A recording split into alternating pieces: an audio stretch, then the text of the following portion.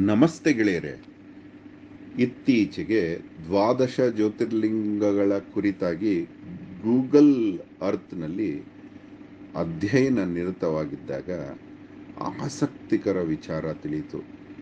ಅದೇನೆಂದರೆ, ಎಲ್ಲ ಜ್ಯೋತಿರ್ಲಿಂಗಗಳನ್ನು ಮ್ಯಾಪ್ನಲ್ಲಿ ಗುರುತಿಸಿ ಗೆರೆ ಎಳೆದರೆ ಅದೊಂದು ಶಂಖದಾಕೃತಿ ತೆರೆದುಕೊಳ್ಳುತ್ತದೆ. ಭಾರತದಲ್ಲಿ 12 ಜ್ಯೋತಿರ್ಲಿಂಗಗಳು ಒಂದರ ನಂತರ ಒಂದು ಸುರುಳಿಯಲ್ಲಿ ನೆಲೆಗೊಂಡಿದೆ. ಈ ಶಂಖ ಮಾದರಿಯು ಪ್ರಕೃತಿಯ ರಹಸ್ಯವನ್ನು ಸಂಕೇತಿಸುತ್ತದೆ ಹಾಗೂ ಶಂಖದ ಆಕೃತಿಯು ಫಿಬೋನಾಕಿ ಸರಣಿಯಂತೆ ಕಾಣುತ್ತದೆ. ಫಿಬೋನಾಕಿ ಸರಣಿ ಎಂದರೆ ಹಿಂದಿನ 2 ಸಂಖ್ಯೆಗಳನ್ನು ಕೊಡುತ್ತಾ ಬರುವ ಮೊತ್ತವಾಗಿರುತ್ತದೆ. ಅದೇ ರೀತಿ ಸಂಕಲನ ಮಾಡುತ್ತಾ ಹೋದಂತೆ ಅನಂತದವರೆಗೆ ಸಾಗುತ್ತದೆ. ಜ್ಯೋತಿರ್ಲಿಂಗಗಳು ಕೇದಾರನಾಥದಿಂದ ಶುರುವಾಗಿ ವೈದ್ಯನಾಥ್, ರಾಮೇಶ್ವರ್, ನಾಗೇಶ್ವರ್, ವಿಶ್ವನಾಥ್, ಮಲ್ಲಿಕಾರ್ಜುನ್, ಸೋಮನಾಥ್, ಮಹಾಕಾಳೇಶ್ವರ್, ಓಂಕಾರೇಶ್ವರ್, ಭೀಮಾಶಂಕರ್, ತ್ರಯಂಬಕೇಶ್ವರ್ ಮುಂದುವರೆದು ಗೃಷ್ಣೇಶ್ವರ್ನಲ್ಲಿ ಸುರುಳಿ ಅಂತ್ಯವಾಗುತ್ತದೆ. ಶಕ್ತಿಯು ಯಾವಾಗಲೂ ತನ್ನನ್ನು ತಾನು ಸಮತೋಲನಗೊಳಿಸುತ್ತದೆ. ಶಕ್ತಿಯೇ ಕೇಂದ್ರೀಕೃತವಾಗಿರುವ ಬಿಂದುವಿನಿಂದ ವಿಶ್ವದೆಡೆಗೆ ಹರಿಯುತ್ತದೆ. ಹೆಚ್ಚಿನ ಒತ್ತಡ ಪ್ರದೇಶದಿಂದ ಕಡಿಮೆ ಒತ್ತಡ ಪ್ರದೇಶಕ್ಕೆ ಗಾಳಿಯು ಹರಿಯಲು ಇದು ಕಾರಣವಾಗಿದೆ.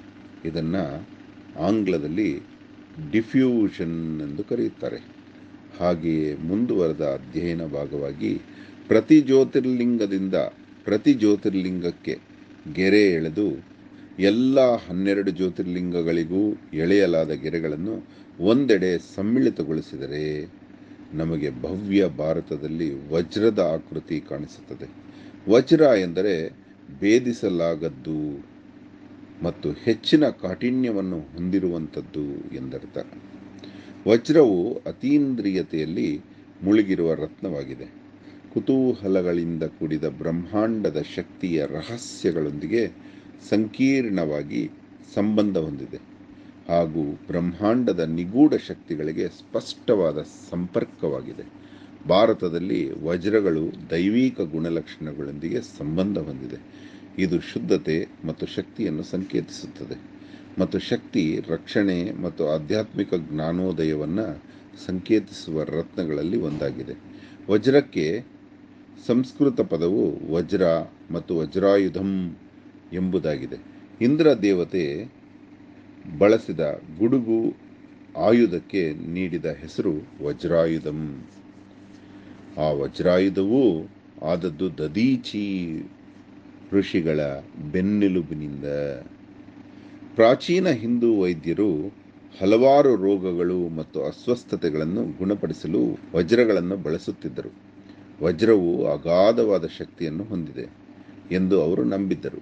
ಆದ್ದರಿಂದ ಅವರು ಜ್ವರದಿಂದ ಹಿಡಿದು ಜೀರ್ಣಕ್ರಿಯೆಯ ಸಮಸ್ಯೆಗಳವರೆಗೆ ವ್ಯಾಪಕ ಕಾಯಿಲೆಗಳಿಗೆ ಚಿಕಿತ್ಸೆ ನೀಡಲು ವಜ್ರಗಳನ್ನು ಬಳಸುತ್ತಿದ್ದರು. ವಜ್ರವು ಹಲವಾರು ಕಾಯಿಲೆಗಳಿಗೆ ದಿವ್ಯೌಷಧ ಸಹ ಹೌದು. ವೈದಿಕ ಜ್ಯೋತಿಷ್ಯದಲ್ಲಿ ವಜ್ರಗಳು ಶುಕ್ರ ಗ್ರಹಕ್ಕೆ ಸಂಬಂಧಿಸಿವೆ. ಶುಕ್ರವು ಸೌಂದರ್ಯ, ಪ್ರೀತಿ, ಸೃಜನಶೀಲತೆಯನ್ನು ಸಂಕೇತಿಸುತ್ತದೆ.